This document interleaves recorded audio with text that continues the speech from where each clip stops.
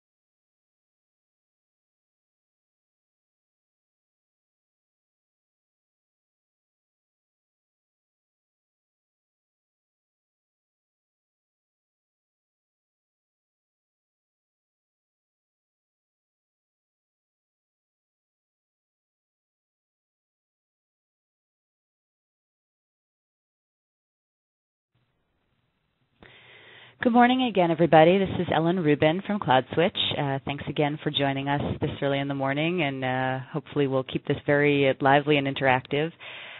Please feel free to send in questions throughout via chat. I'll be monitoring it, and I'm going to leave a lot of time at the end for answering those and hopefully stimulating some more discussion. I'll give a bit of an introduction, and then we'll go through some of the content about hybrid clouds, but definitely feel free to send those in. I'm also going to be sharing my email address at the end in case people want to follow up more directly. So I'm hoping that the CloudSlam session so far this week has been great. Today's session is about real hybrid clouds, and at CloudSwitch, that's all we do is enable hybrid clouds, and I'm going to talk a little bit about our experiences in the market with enterprise customers, talk a little bit about some of the challenges that exist, and then give you a little bit of an overview of the CloudSwitch solution and how that helps address some of the limitations of making hybrid clouds work for real. So just as a way of setting some context, I think a good thing to do, although in the market today often this becomes kind of an assumption as opposed to a discussion point, is take a minute and just say, why hybrid? When my co-founder and I started CloudSwitch a couple of years ago, it was not an assumption that hybrid was a thing to do. At the time, it was all about Amazon Web Services and public clouds. Back in 2010, the market swung very much sharply in the other direction towards private clouds, and thinking that public clouds might not be, a good or a reasonable solution for enterprises. And then this year, I think, and even at the end of last year, certainly at VMworld, and now I think acknowledged by most of the players in the space, the idea of hybrid clouds has really come into its own. And so, hopefully this is all familiar, but I wanted to just start off by talking a little bit about some of the reasons why that has become the case. So the first thing is that there are a lot of different flavors of offerings out there. Each of them offers benefits and limitations. And when you take a look across the ecosystem of private clouds that are being built internally by customers within their firewalls, or even being built out at service provider or co-location facilities where there are dedicated resources, that has a set of benefits that you can imagine around control and security, and the ability to set some of the constraints about how the environment is used. Public clouds, on the other end of the spectrum, certainly have a range of benefits around horizontal scalability, cost, utility, sort of best-in-class operators knowing how to run these types of large environments. And then there are limitations, certainly, in terms of some of the concerns about security, control, et cetera, the ability to drive some of the configuration and infrastructure requirements that companies have. Some more recently emerging clouds in the government space and pharma with community offer a shared environment that people can use where they can keep a set of applications running and data that they can get access to. We see that as being very, very compelling, particularly among our pharma customers. But again, that's a shared environment, and it's certainly not something that people want to put their own sort of private or more confidential or sensitive data into. So there's really a mix of things that are going on out there, and actually it's really a spectrum of choices where you have the ability to see kind of gray areas in between. So when you look at hybrid, what you basically want to think about is the fact that this really provides the best mix of these different flavors of offerings that are out there to meet a specific set of requirements. And a key thing I wanted to come back to many times in today's session is it's not about, all or one, one option being the best one, and it's certainly not about one size fits all. It's really about finding the best mix of the offerings that match a particular requirement for a company, for a business unit, for an application and workload. The other things about hybrid that we found working with our customers is that it really maximizes an enterprise's flexibility and agility, being able to determine what type of resources you need at a given point in time for what type of a business set of requirements, and not having to guess in advance, possibly several years in advance, what your requirements are going to be, and then being able to get access to the right set of resources when you need them and turn them off when you don't need them, which relates very much to the next point, which is even in a sort of a cloud environment, if it's private, if it's dedicated, if it's a virtual private cloud that's sitting in somebody else's location, still in those cases you are committing up front, and sometimes you're over-provisioning because you're not sure, whereas you have the flexibility, if you have a hybrid environment, to do more of a minimal and more narrowly scoped set of decisions up front, and then allow some of the more real-term things to happen in more of a pay-as-you-go type of a mode. Finally, geographic coverage.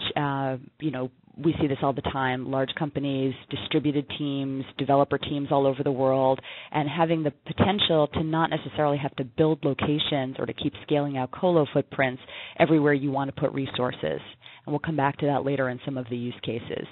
And I guess I just want to sort of, finish off the thought about why is hybrid really emerging as the dominant architecture. It's all about the application and the workload. It's not about some larger set of decisions that have to get made necessarily up front, but it's about being able to look at what a given development group, a given marketing, sales, business unit, the head of application development for a particular area, or the head of IT infrastructure needs to think about for the work that they have to get done. And it might not even be work that they have to get done in the very distant future. It might be something that came up because of seasonal marketing requirements, because of M&A activity, et cetera. And we see this all the time. There's just a lot of stuff that happens that's unplanned, and it really, hybrid kind of gives you a great ability to match your resources and your infrastructure more closely to what your actual needs are. I'm going to just restart again for a second and welcome everybody who's just joining us now, and say please send in questions via chat. Very much looking forward to leaving some time at the end for that. So when you think about the world of hybrid, I'm giving a little bit of a picture of what we very typically see when we're out working with enterprise customers, which is many of them have traditional enterprise data centers. Very frequently they've had more than 10, could be dozens. Sometimes it's a really staggeringly large number of traditional data centers that are all in the process of being consolidated. And they've been virtualized. People are trying to shrink that number down. The most frequent thing we hear from customers is, I used to have, pick the number, 15 data centers, and I want to get it down to 3. 3 seems to be the magic number. In the process of that, the companies are going through a very, I think, serious and thoughtful effort to figure out whether they can build their own private clouds and whether that's going to be really a cloud or whether that's going to be something that is cloud-like because it has a portal with some self-service capabilities for their developers and business users. And that's an effort that's been going on now certainly for a year, in some cases even longer. And, we see a full range of what the companies are trying to accomplish, but the key goal for the internal private cloud efforts that we see usually have to do with this ability of enabling provisioning much more quickly. In the past, it could take a month, multiple months, even to get a virtual machine, and trying to shrink that time and have the internal environment be more responsive is a high priority. The other side of the world is what's going on at providers like Savvis, Rackspace, Verizon, AT&T, IBM, all these companies who have always offered a full range of managed services, co-location. Now, of course, they're all offering cloud services, and they're offering, it's really many flavors, but I pick 2 to highlight, which is they're offering what they consider to be more of a dedicated cloud, or sometimes they refer to it as a virtual private cloud, that essentially allows the customer to still have resources that are dedicated and kind of more focused on just their own workloads. But again, it's provided in more of a pay-as-you-go. Very often it's a monthly service charge, which is more flexible and allows the provisioning to be more matched to what actual usage is. So in some cases, it's really just a payment decision as opposed to that the infrastructure is that different. Across the spectrum there, you see all of these companies also offering what they would consider to be kind of a full multi-tenant cloud modeled on the public clouds, where it's per hour, it's a shared environment, and there you're certainly going to get the lowest cost and potentially the easiest spin up access that you can without having to commit to some sort of a longer term relationship. So all those things are coexisting even within the same service provider's facilities. And then finally, of course, you have the public clouds, and honestly, maybe it's better to start with those because, of course, companies like Amazon and Rackspace and Terramark, Microsoft, and several flavors of others, more specialty, smaller, more regional players, Blue Lock and others, all offer public clouds where the benefit there, of course, is get it as you want it, pay as you go, and really giving the customer probably a really good range of coverage in terms of locations and also in terms of not having to own the infrastructure in any way, so there's no CapEx involved. So these are all the different things that are out there, and there's certainly other ones I won't have time to get into, but the point I want to make about this is that all of these environments are different from each other, and they're all different from what a customer has in their traditional on-premise environments. They're different in terms of their APIs. They're different in terms of the hypervisors that they use. The storage constructs that they have in place are very typically different. Their networking is extremely different, and many of them offer different types of networking services that the customer can opt into or not opt into. And what this makes for is an extremely heterogeneous and sort of Wild West environment in which a customer, and we work with customers who say, I don't even know where to begin. There's too many different options. How many of these am I going to need to look at, et cetera.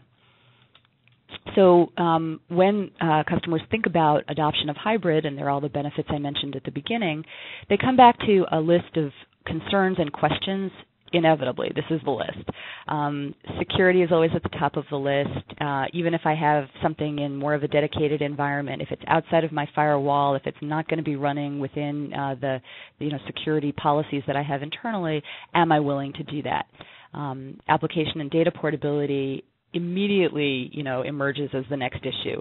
I have things internally already in place that I've already built. I have existing applications that I want to offload. I have base images for my developer that are my corporate standard. I have an application that I want to think about potentially bursting to an outside cloud environment. How am I going to do that?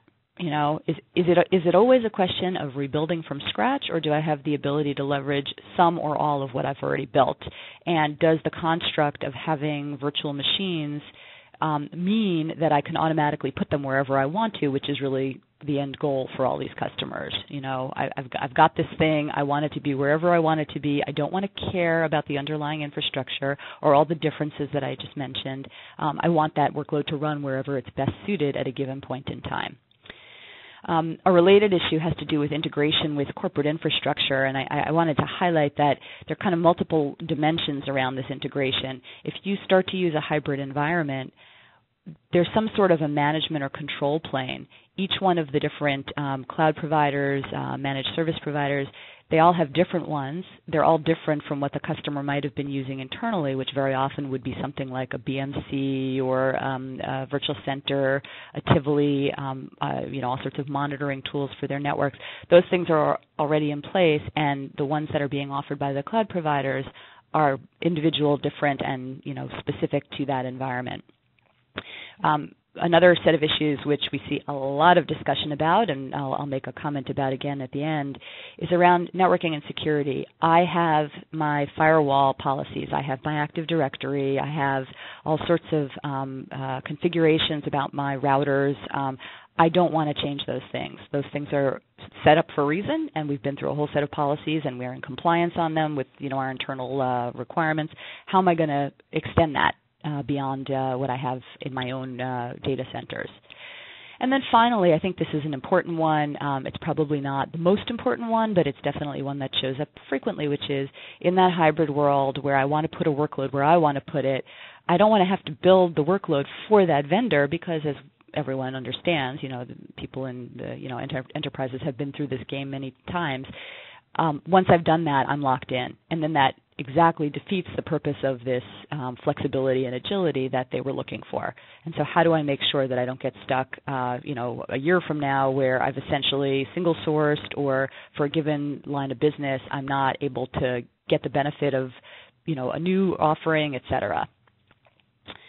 I have some questions about whether the WebEx is on. I just want to make sure everybody knows that you should feel free to send in questions, and we'll be monitoring them in case there are any technical issues. Again, please feel free to send in questions via chat. So I'm going to run through a series of a few different use cases. These are specifically use cases that we have seen in our deployed customers, and these are the models that they think about when they're talking about hybrid. The most common one is that people are focused, at least as an initial point, and then actually it's turning out to be something that they would like to scale as well, on the application development lifecycle. This is initial development, user testing, scalability testing, all the way up through pre-production. And very frequently what happens is that the customer has distributed development teams.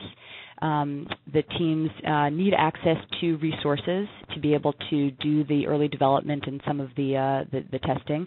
They often would like to make those resources available more quickly in an on-demand way, but they want to do it where what's being provided to the developer team is still in some ways under enterprise control and is still integrated back into a lifecycle process of build tools, management, and monitoring tools. And so in that type of a hybrid model, just telling the developers, hey, just go out to public cloud, do your thing, and let us know how it goes, is really in some ways, it's a short-term solution, but it doesn't turn out to be a longer-term solution.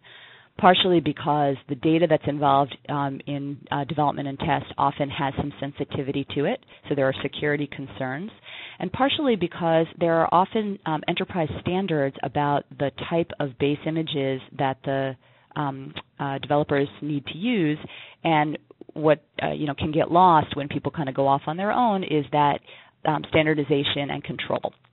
And so what you really want is the best of both worlds. You want the flexibility and the agility, but you want it with some connectivity back to corporate infrastructure and policies. So what we see very typically at our customer sites is, provision based on a set of exact configurations, clone and do that either, sort of in a limited way or more programmatically based on, horizontal scaling desires, some scale testing.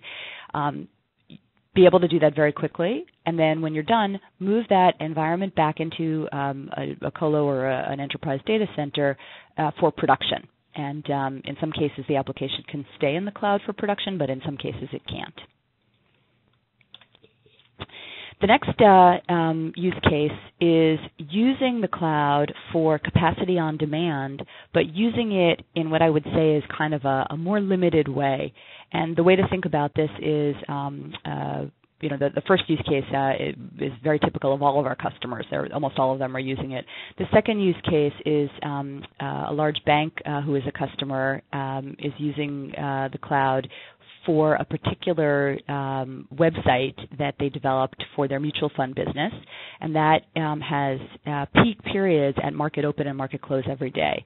And the compelling reason to use public cloud in this case, in addition to their own, traditional enterprise data center, is that they didn't want to have to over-provision for those peak periods. They wanted to keep the internal resources limited to kind of the steady state of during the middle of the day. And so in this hybrid architecture, what's happening is there's a set of, certainly connectivity for security and roles-based access and control, but also there are physical load balancers and firewalls as hardware within the data center, and the web-based tiers of the application that are now able to run outside in the public cloud need to connect back into those internal physical resources. So they essentially become pools of resources that connect in and give the flexibility for scaling up, but shut down during the periods of the day that are more steady state. And so this really gives that kind of a good mix to the customer of internal and external. Another example, and I'm sorry that it looks like the slide isn't building very well on WebEx. Another example of this is thinking about the cloud as a remote data center. And very typically, what our customers are doing here is either web applications, collaboration, things like SharePoint, where what you want is you want to give access, and often it's based on the need for geographic coverage. You want to give access to these remote users, and you want to put the resources out closer to where they are. You also want to, again, not have to over-provision internally.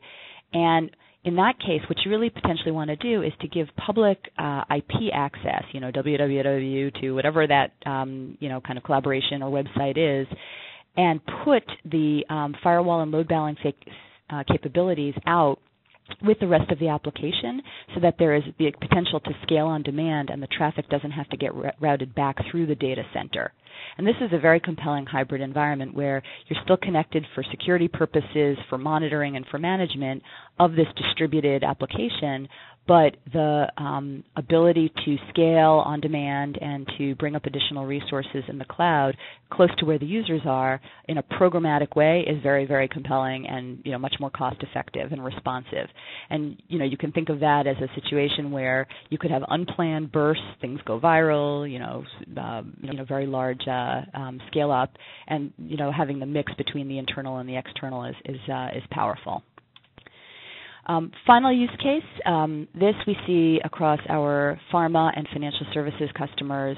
It's very typical, which is thinking about the cloud as a cluster that allows for scale out of high-performance computing, for informatics, for Monte Carlo simulation in the federal world. Very often you see this as well, which is companies that have large internal clusters that are traditionally built around expensive hardware where millions of dollars just get scaled out every year. Okay, let's throw another 10,000 nodes at the problem. And very often what happens is that there are particular users that have long-running jobs or bursty jobs that could take 2 weeks of full use of whatever number of nodes would be available, and basically suck up all the resources that could be available internally. And again, you're left with the issue of, should I provision for that or should I not? And so what these customers are all doing is they want to build a cluster in an external cloud that exactly matches the configuration of what they have internally and connects into the queuing and management planes that they use for their internal jobs, so that they can basically say, this job gets run here and this one gets run somewhere else. And so they want that all to be integrated. They want the secure connection, but they essentially want the ability to put that parallel cluster sitting somewhere else under somebody else's infrastructure, and then potentially if there's that, the scientist who's doing the, molecular analysis for 2 weeks and it's going to take up all of the computes in the whole company, let that run externally and let the other users continue to queue to the internal job, or vice versa.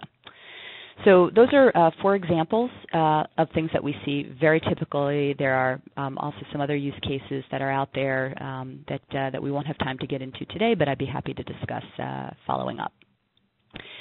So now I'm going to take just a couple of minutes, just talk a little bit about CloudSwitch, what we do, because our whole goal, and reason for existence is around hybrid cloud. High-level introduction is just that what we do is we help enterprises make their data centers extend securely without any changes into external and public clouds like Amazon, like Terramark, Rackspace's OpenStack, Microsoft's Azure, and a number of other clouds that are out there, where the goal is to essentially be able to run an application without changing anything, with total connectivity and integration back into what you already have in your enterprise data centers. And I think a key thing about hybrid that is critical for it to be successful is companies don't want to change what they already have. They're willing to build new things out into the cloud, and they're willing to architect them for the cloud, but they also want to take advantage of investments they've already made and policies and procedures they have in place. And making that work in a really seamless and secure way is it's a difficult thing to do, and it's the reason that we've designed our software. So we don't really have time today for a full discussion of this, but let me just give you a quick overview. We have a software product that is a software appliance that installs into the customer's data center or private cloud. It's software only. It downloads as a virtual machine. And when the customer wants to run an application in a cloud like Amazon or Terramark, they literally point and click, and they can migrate an existing workload, including all of the different pieces of the kind of storage and compute and networking, and they can literally say, I want to run this workload that used to be over here. I want to run it now in Amazon and Terramark. They can also provision a brand new application from scratch in the cloud based on their specific configurations. And what's happening after they do that is that the software is automatically launching an encrypted tunnel, with an overlay layer 2 bridge out into the cloud, and bringing up an instance on the customer's behalf that's essentially a network switch at the end of that tunnel that connects back and handles all of the networking and security, and also manages the resources in the cloud. So the software automatically maps the application exactly as is, unmodified, without changing anything at all about the operating system, kernel number, kernel version, the configuration of the application. It all stays exactly the same, and also maintains IP address, MAC address identity because of the layer 2 bridge. We're also taking care of all of the security requirements by encrypting all of the data in the communications, which I'll talk about more.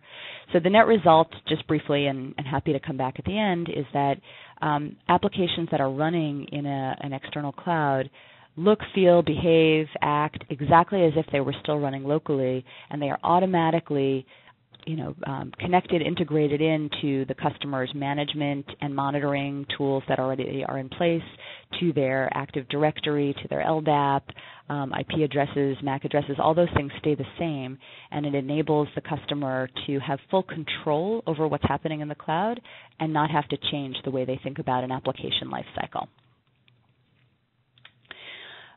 So I'm going to hit on a couple of the issues that I raised earlier in terms of what does it mean to really have a hybrid model work in the real world. And, this is certainly true for us at CloudSwitch, but I think the point is more general in terms of what enterprise customers are looking for. When they want to use something that is beyond the traditional models that they have, the things that they either own themselves or that they're running in a dedicated way in a colo, they want provable end-to-end security. They want to know that everything that's running externally in terms of applications and data stays at the same level of security that they could have if they were running it under their own control. They want to have integration with enterprise security, so Active Directory is a key requirement. They want to have roles-based access and control where they can say, this group of users gets to have access to these resources or these clouds, and these other users don't, or my QA guys can see their stuff, but they can't see what the developer guys are doing. My networking guys can see what's happening with networking, but they can't delete somebody's servers that are running in the cloud, et cetera. These things are very important, and they're hard to recreate if you have to build them again from scratch. Automatic encryption with enterprise-level encryption policies, AES 256 is very common. There are a lot of existing standards about how data needs to be secured depending on the level of sensitivity of the data. And the issue is, you want all of the connectivity to the cloud and within the cloud to be encrypted, but you're really worried about your data. And encrypting data in transit and at rest is very important.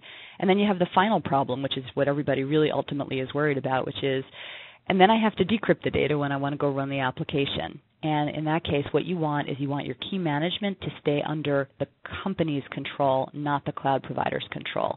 Separating the access to the keys from the cloud provider's environment is really critical, and these are all problems that we solve at CloudSwitch.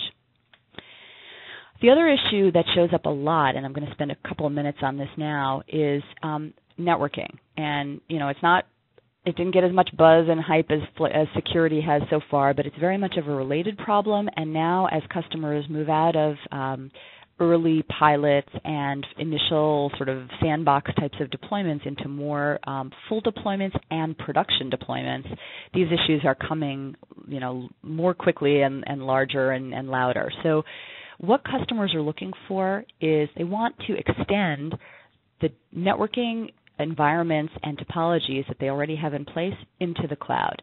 They want to be able to have things like multiple subnets. They want to have multiple insertion points of things that are going to connect in a hybrid model to outside the data center from multiple places on their network within the data center. They want support for broadcast and multicast. They want the option of being able to do both layer 2 and layer 3 networking. Both have reasons for being. Often there are particular access issues that people want to control. At CloudSwitch, we've certainly opted for layer 2 in the belief that maintaining IP address and MAC address connectivity is critical. In some cases, there's a desire for a layer 3 option as well. The other thing that's showing up now more and more is the desire to be able to put virtual versions of firewalls, load balancers, WAN optimizers, storage devices, and other types of products from some of the leading companies out there. Cisco, Citrix, F5, Riverbed, Brocade. There's kind of a whole range of companies with traditionally hardware products that now are creating virtual appliances. And in that use case that I mentioned, where you want to be able to have more of a, sort of thinking about the cloud as a remote data center, it's the ability to do that and extending those out into the cloud, but keeping them fully configurable and keeping them fully under enterprise control. In many cases, the cloud providers only offer limited versions of all of these different networking issues that I've listed here, and the customer has to opt into a subset of what they typically might have been able to do internally, and they're limited in terms of how much of a configurability they get access to. And that's very frustrating in many cases because, again, when you change even small things, often the whole environment breaks, and what you really want to do is have it extend seamlessly if you're going to do a hybrid model. So the last thing I wanted to talk about today, and some of you who have joined may have seen our announcement, we announced on Tuesday that we have a partnership with Riverbed to be able to extend their cloud Steelhead virtual appliance out into Amazon and Terramark. And I think this is a really good example. And what I'm showing here is if you think about the cloud as a remote data center and you have all these issues of application and networking bandwidth constraints in terms of, hey, if I'm in a deployment mode and I've got people who are using an application and they're sitting somewhere far away, in this sort of normal network environment, what you can end up with is a fair amount of latency and also a pretty heavy tax on your internal bandwidth in terms of how much strain accessing the cloud can place. We always hear from people, I don't want to have to buy bigger pipes. That defeats the whole purpose of cloud for me if I've now got to make large CapEx investments to make this work.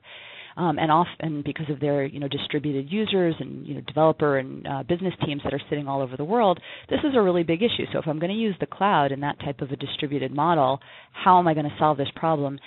We need the WAN optimization techniques that we're familiar with of caching and compression and all of that to extend into the cloud.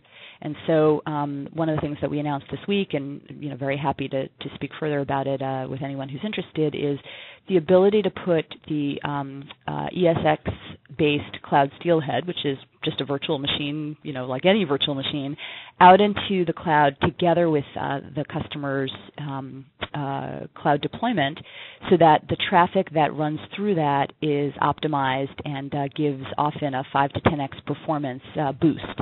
And also the other thing about cloud, which people talk about but is now going to become, I think is going to become a huge issue, is one of the biggest costs of cloud is actually the bandwidth costs. And so minimizing that and making more effective use of the access to the cloud provider's bandwidth is going to become really critical. So these are all things that are going on. It starts with security, but it always ends up with the same IT operational issues that people deal with all the time, which is how am I going to run my workload in a way that meets my requirements, and has the best performance characteristics and functionality that my users need, and make that available in a really sort of agile and rapid provisioning kind of way. And to the customers we're working with, who are pretty much all very large enterprises, the hybrid model really matches that well, where they can sort of pick and choose where they want to play and what their requirements are for a given point of time, instead of having to guess up front and potentially overcommit. So that's really all I had today in terms of slides. I wanted to just make a quick plug for a webinar that we have coming up on May 4th with Riverbed, where we're going to be talking in a lot of detail about this WAN optimization capability. And you should definitely stay tuned for more news and information about other types of virtual appliances that can be put out into the cloud. I think you're going to see a lot of that happening over the next year as people really scale. So thank you again for joining me today. That's what I had in terms of the presentation, and please go ahead and send in more questions. I have a couple of questions coming in. Maybe I'll start with those, and I've also put my email address on the slide in case anybody wants to follow up with me afterwards. I do have some questions from people about the presentation. I would be happy to share a copy of this presentation if people are looking for that. So definitely happy to do it if you want to shoot me an email so I have your contact information. Okay, well, so let me start tackling one or two of the questions here. Seems like some of the concerns have to do with how do people make a decision about which applications are the best match for a hybrid model? And I did talk a little bit about some of the use cases, but very, very often what happens for us when we work with customers is we start out in some sort of a scoping or an evaluation process in which they have a portfolio of applications that they've already thought through in terms of a match to the cloud. And people are getting, I think, more and more sophisticated about this. I've actually literally seen, methodologies now that our partners are putting into place for, here's a set of criteria, and let me take, sometimes companies have thousands of applications, but, they'll take a subset of dozens of them and run them through those criteria to say which ones, are already virtualized, have the capability to potentially be moved outside of the data center because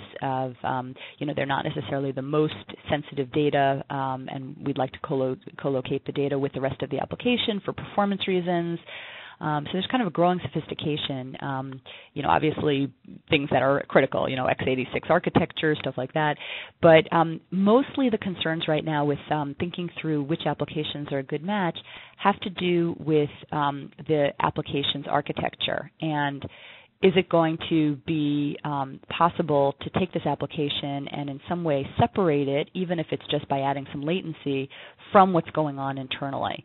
And that's probably one of the most key constraints, which is it's great to take the application and move it closer to where some of the users are going to be, but if it still has to talk back to the data center, you need to think about that and what the end user experience is going to be. So, leveraging those internal resources is great. Optimizing, obviously, kind of the WAN performance is great. If you have an application that's very, very chatty and very intertwined with a huge amount of data movement back and forth, you need to think about it. And, like everything else with new technology, the most important thing is to try it. Get it out there. With CloudSwitch, we make it really quick and easy. You just kind of say, here, let me put this application and let's just have some of the users run it. Let's see if they notice that it's in the cloud. And whether that ability to span those different environments is going to work. The most extreme case, of course, is if the database has to stay back in some company-owned data center, and it's only part of the application that's being moved out into the cloud.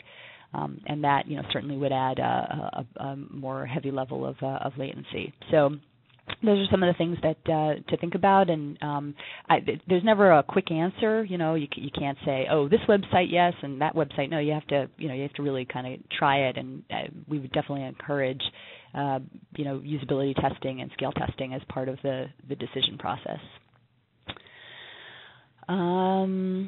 Let's see, what other questions do we have here?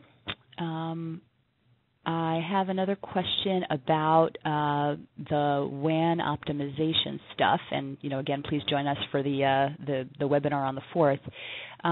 So the way that the WAN optimization works is that the customer needs to have a Cloud Steelhead in this particular case, which is it's a Riverbed product, within their own environment, and then through CloudSwitch they would push again this virtual machine version of Cloud Steelhead out into a target cloud like Amazon or Terramark, and so you have the two endpoints, and then the traffic is automatically routed between them.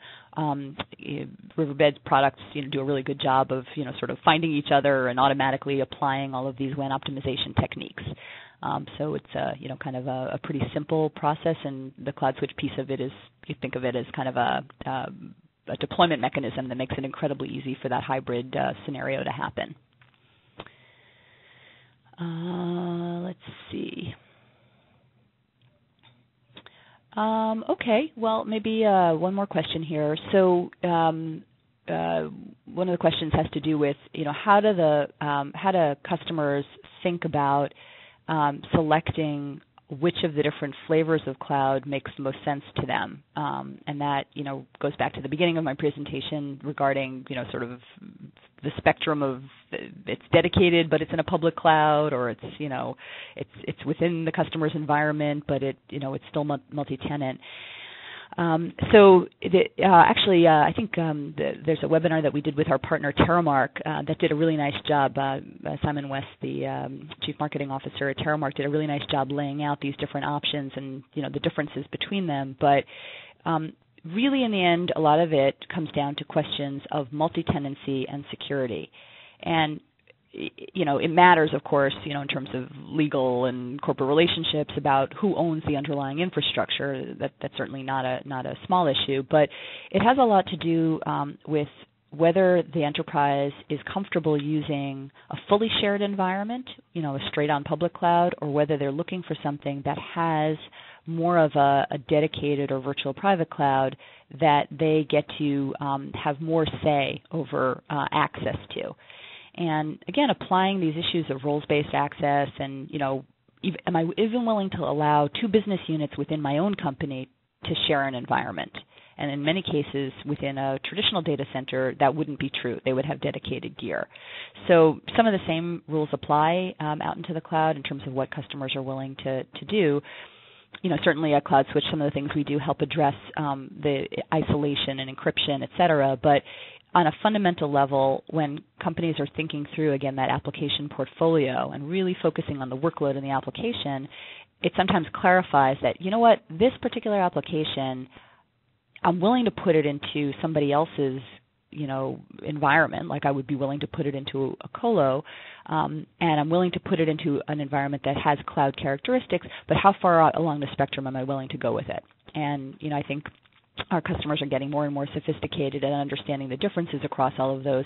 And what you can see is that even the same service providers, and we're seeing new capabilities from new companies that have not yet entered the space now coming up almost, it seems, every week, where they're giving you kind of a range of anything from straight on traditional, colo, power and ping, all the way through to offering a full multi-tenant environment, all coexisting potentially even within the same physical data centers that they've now got built and scattered all over the world.